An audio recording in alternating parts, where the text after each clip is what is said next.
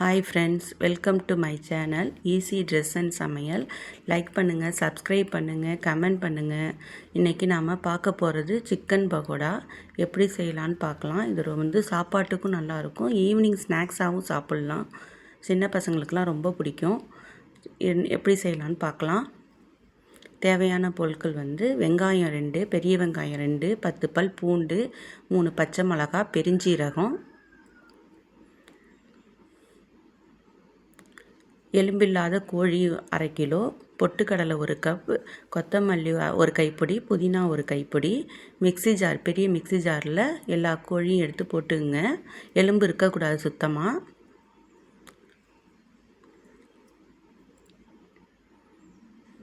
வெங்காயம்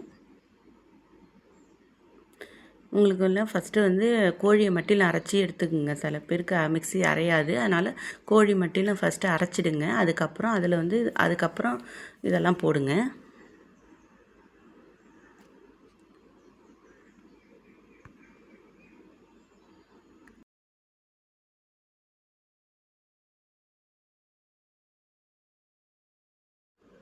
பூண்டு, பச்சை மிளகா, பெருஞ்சீரகம் 1 டேபிள் ஸ்பூன், பெருஞ்சீரகம் நிறைய சேர்த்துக்கலாம், வாசனையாக இருக்கும். பொட்டுக்கடலை 1 கப்பு, புதினா 1 கைப்பிடி,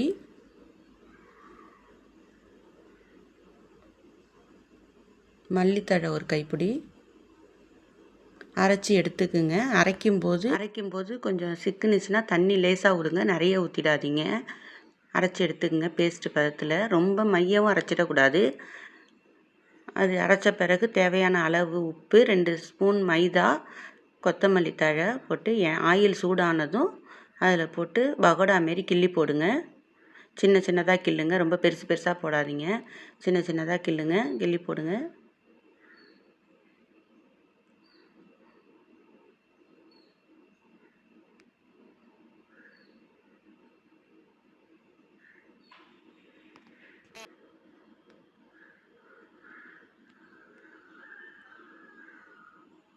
ஆயில் கொஞ்சம் சூடாக இருக்கணும். நல்லா பரட்டி விட்டு நல்லா செவந்ததும் எல்லா சைடும் வேகிற மாரி பரட்டி விடுங்க.